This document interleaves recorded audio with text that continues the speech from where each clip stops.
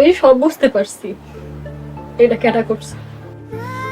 গতকাল শিউলি ভাবিরা আমি এই কলস থেকে চাইল নিতে পাঠাইছিলাম, কিন্তু আমি তো এটা জানতাম না যে তুমি সবটি মোহর এটা ভিতরে রাখছিলা।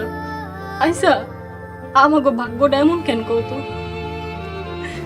একটা জিনিস পাইলাম ঠিকই, কিন্তু এটা ধরে রাখতে পারলাম না। আমি কত স্বপ্ন দেখছিলাম, কিছু হইল না। আল্লাহ কি আমাকে ভাগ্যটা এমনই রাখছিল? থাক, এটা নিয়ে মনে কষ্ট পায় না। আল্লাহ যা করে ভালোর লোকই করে।